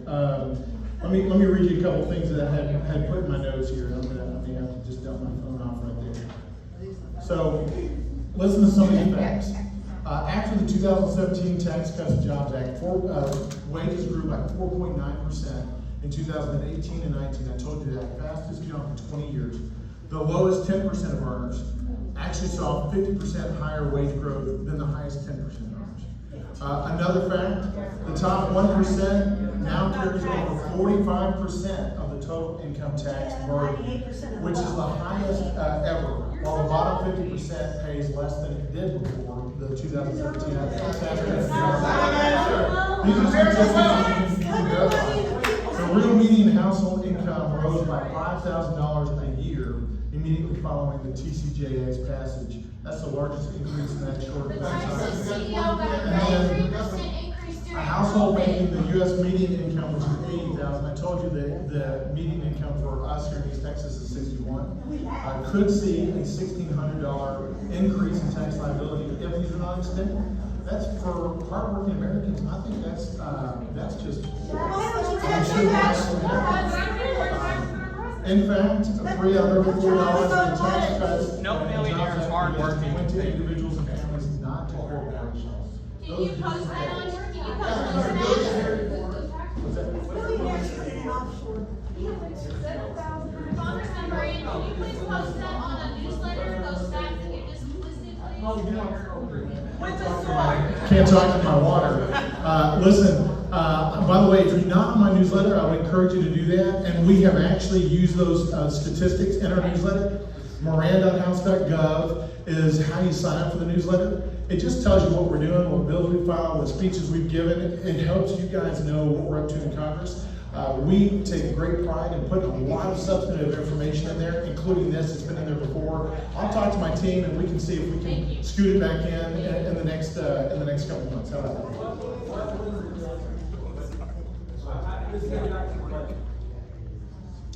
I'm gonna get through the regular questions. I mean, I would love to get. I want to honor the process here. A lot of people ask questions. The military's there to Protect the United States. Well, they're not here to protect us individually. They're here to protect the United States, the sovereignty of the United States. It's our Constitution. These are all separation of powers. You've already answered that.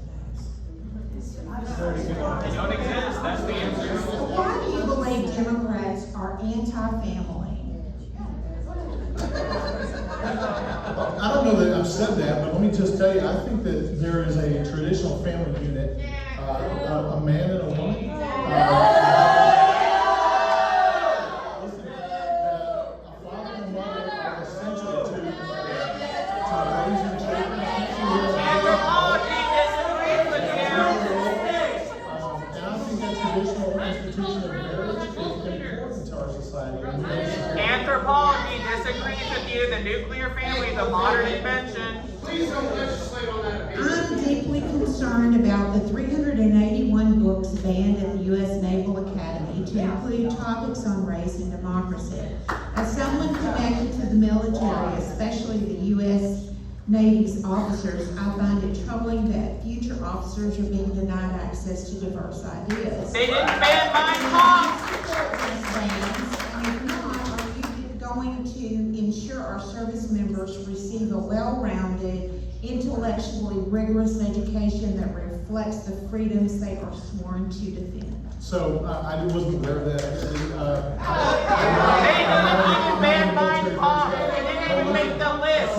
support a full liberal arts education. I think students, when they go to college, what they need to do is they need to learn to think for themselves, right?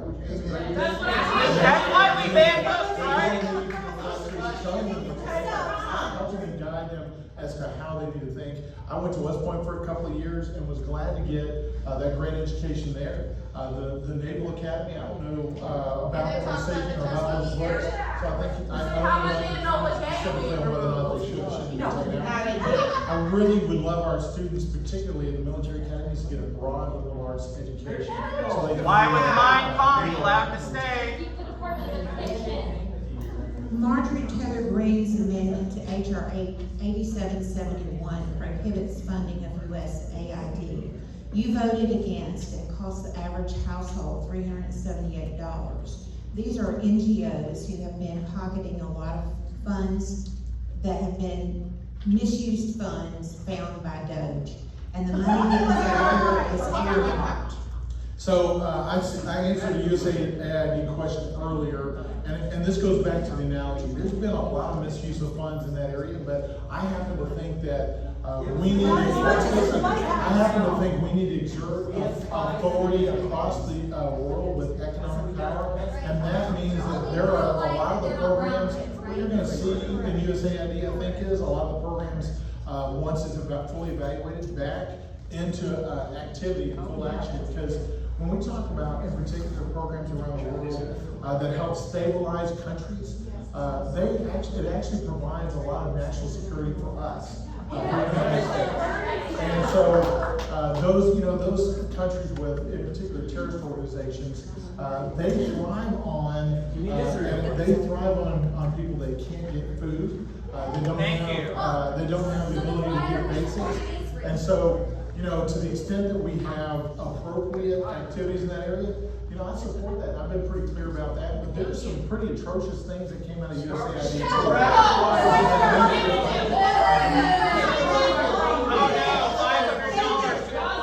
Going to fight CCP and Russian disinformation in our social media space. How does firing the head of the NSA and stopping cyber operations against Russia support this? Well, what we don't want to do is we don't want to follow the track of the European Union in this regard, because there is disinformation and misinformation out there, no question, in particular from Iran and China and Russia, and that what I call that axis of totalitarianism. But the moment the government begins to decide what is true and not true, is the moment that we get in a lot of trouble on both sides of the aisle. That's not what happened. I think government has to be real careful about stepping in that realm to decide what is accurate information. The election was overturned due to interference. If we provide information, if we provide the institutions of commerce to actually hold each other accountable in that, that's what's worked best for us. Europe is actually engaged in a misinformation, disinformation law. That is the government deciding what's true and what's not true. And I've told them, I said, you gotta be careful about that, because next thing you know, government's gonna be telling you the wrong thing, and it's true. You see that?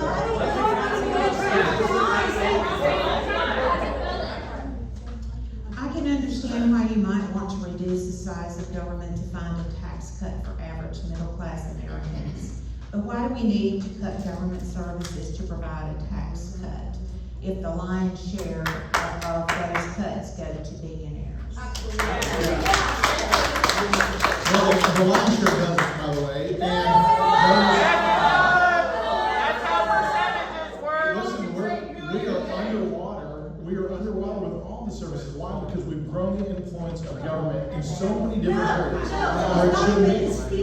We need to reset and get back to where we were actually engaged We in need to our stop taking our bond market.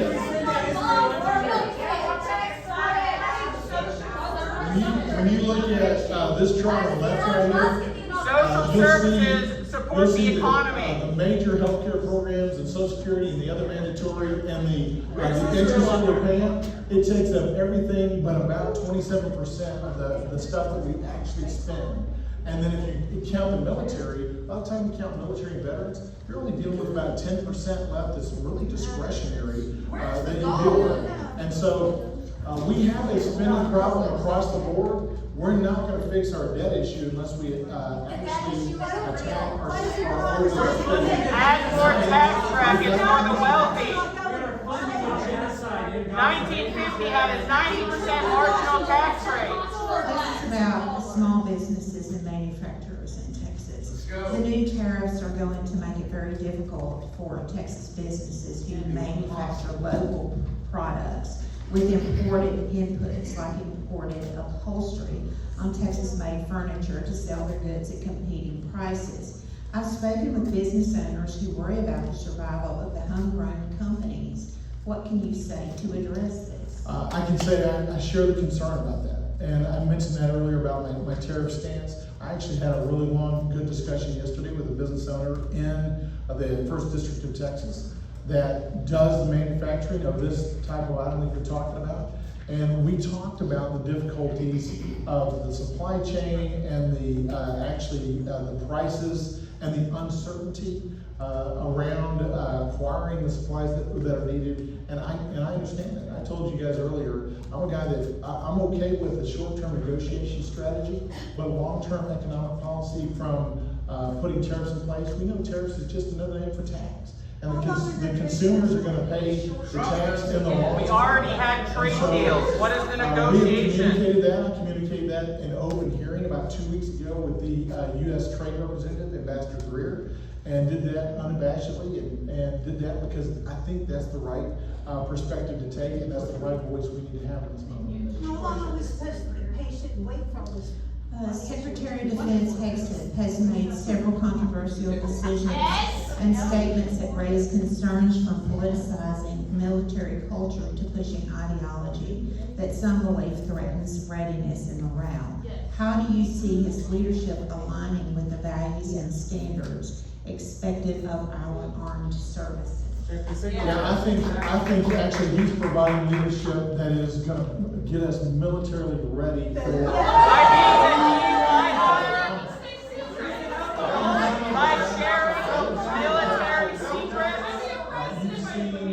You've seen a military that's evolved into DEI focus. We need military leaders. By sharing when we're bombing Yemen? Focused on military readiness and preparing for combat. That's the whole point. Preparing to share our military secrets. Secretary of Defense in my entire life. Yes, like my brother is in the military. He's literally drunk tweeting military secrets. Which is free speech, and the Supreme Court past rulings on free speech. I missed the question. It was about the Trump administration quashing free speech by targeting news stations. I think that's the And suing legal groups, forcing them to do pro bono work. The traditional news stations of the old just whining about not having a seat at the Why did he sue a pollster for getting a wrong poll? Why is he suing a pollster for getting a poll incorrect? How do you feel about the new global realignment under Trump, within a longtime enemy of democracy, human rights, and world peace, as Russia is? Yeah, I answered that question directly earlier too, that I think Russia is the aggressor, was in the wrong, and morally is the wrongdoer in this case, and frankly needs to be punished. Tell Trump! Right. And I've actually been Tell Trump! I've been very vocal about this for a couple of years. Fuck you! Should the president unilaterally impound funds authorized by Congress? I missed that question too. Should the president be able to unilaterally impound funds authorized by Congress? Well, he hasn't, and what happens is, what you're gonna see in the next month is what's called a rescission. So when DOJ actually identifies these things that need to be cut, what they do is they report it to they refer that to the department heads, but the executive branch actually have to put together a rescission bill to send to Congress for us to rescind that funding before it's actually, quote, defunded. It's still out there until we rescind it, so it's gotta go through the legislature. I think you'll see that probably in the next 2 months. How will Congress pay for this? Excuse me. That was my question, but I had a couple of other facts that I want. Okay, well, I'm gonna let you, would you come up here, please, sir, and read them, because I can speak here. okay, that'd be great, just go right ahead. Yes. Just The one time. handwriting is really small, so. I know it's not attorney handwriting. Okay, so it's a fact that, the East Texas Food Bank just lost $750,000 and 360,000 pounds of food because President Trump unilaterally decided to cut that funding. That's a fact. Second fact is the fact that the state of Texas just lost $877 million in grant money just in the last 2 weeks for public health, including $97 million earmarked for measles outbreak. That's a fact. That money had been allocated by Congress for those purposes, okay? And the other thing is, there's been a lot of Social Security changes, not directly affecting benefits, but affecting how those benefits are delivered. Like, for example, I called our office on this and I never got a reply. I have clients in my business, I have clients that are shut-ins. They're computer illiterate. The only way that they can reach out, they can't maybe get to the office, the only way they can reach out to get their benefits and things is pick up the phone. So there was a very aggressive policy that just got walked back, and you know what that was but what's left is that if people want to change their bank account or apply for benefits, they can't do it by phone anymore. Yeah, And one other thing, if I could please. Go ahead. I've got clients that, whose employers stole their 401k money and their IRS tax payments. And they recently went here to the U.S. Attorney and the FBI, and they sat down with them, with the Department of Labor, an FBI agent, and U.S. Attorney. And what their answer was, there is evidence of criminal activity. But because of the manpower cuts we've had to our agencies recently, we can't handle this case. So, my question then is, these funds for the people, these funds for Social Security, these funds for the food bank, these funds for the state of Texas, were all appropriated by Congress. And so, my final question was, don't even use the word impound. What business does the president have in deciding unilaterally that he's going to decide what money should and shouldn't be spent when that's your job? Yeah.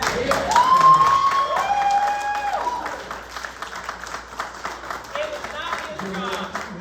One of the great questions, we're on the very front end of that resetting on a number of spending items, and I think you're gonna see some of it, as you said, some of it was already pulled back. Some of the orders that were issued were pulled back, and I think you're gonna see more of that as we understand how it all falls out. Let me address the food bank first of all. Anybody that's known me for a while knows that as county judge, I mean, I did a lot with the food bank, and we really love the food bank, and we supported them in a lot of ways. Most of, and I would say all, but I don't know for a fact, but I think at least most, I think it's all of the money that was taken away from the food banks around the nation had to do with 2 Biden-era programs that are not old. And so, the point of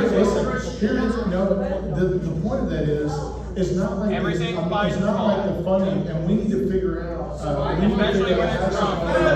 Listen, I'd like to answer this, in particular with the food bank. It's something close to my heart. I would really like to figure out how do we make sure that we are cutting where we need to cut and saving where we need to save. And no question that process takes a while to go through. That's why I used the example earlier. Why aren't we thinking before we're cutting? Measure twice, cut once. Looking at it and some of it goes back and some of it doesn't. So there's a time frame associated with that. People But, starve while you do that. there is a need for us to recognize that the federal government is not the answer to every single problem. Listen, as good a causes as we have in East Texas, the federal government cannot fully fund every great cause. So let's And so, But why are we thinking before we're cutting? we need to work through with them, because that issue is close to my heart as well. But then we also need to recognize that if we are actually going to get to a deficit neutral place and not keep growing our deficit, then we're going to have to cut.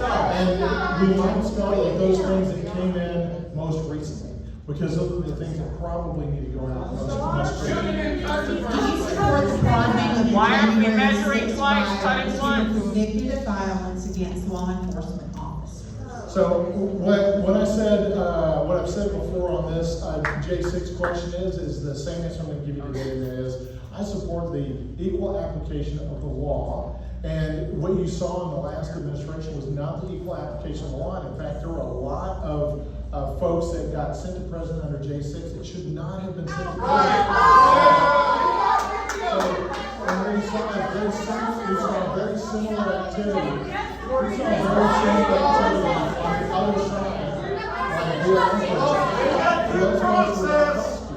So if you All have 1,000 of them? the law and not one group targeted over another target, that's what I want to see. So I support the parties because I thought it got us back to where we need to be. How long can you ignore your parties? Do you feel you're defending the Constitution? And do you feel that you're upholding your oath of office? Yeah, I know we have sincere differences of opinion here. I know we do. But I sincerely believe I'm upholding my oath of office that we're defending the Constitution. How are you defending the separation of powers? The principles and the values of East Texas. I feel humbled and privileged to the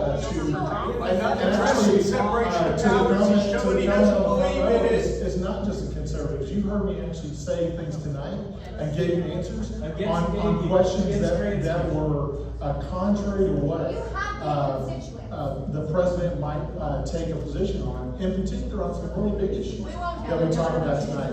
And so I think my job is to be steady and strong in the midst of chaos and His job is to execute, not make the laws. I know tonight has been a long time with my PowerPoint presentation, thank you for that, and with the questions, but I sincerely appreciate the opportunity to engage with you. You know, most members of Congress are not doing this. And so I'm thankful for the opportunity. Listen, I'm thankful for the opportunity to engage with you. And if you look back since August, I will tell you, I know we've been in DC a lot this first 3 or 4 months, but since August, from August to the end of December, I did about 20 of these such events, all over the district. All over the district, where there was open Q&A and where we answered questions. And tonight, I hope that even though we disagree on some of the answers tonight, that we at least can have the dialogue and continue the dialogue. You work for us too, Without not just that them. continued dialogue, we're Or gonna Ukraine. split further apart, and that's not what we need to do. So, thank you guys tonight, sure appreciate you. You guys have a great night.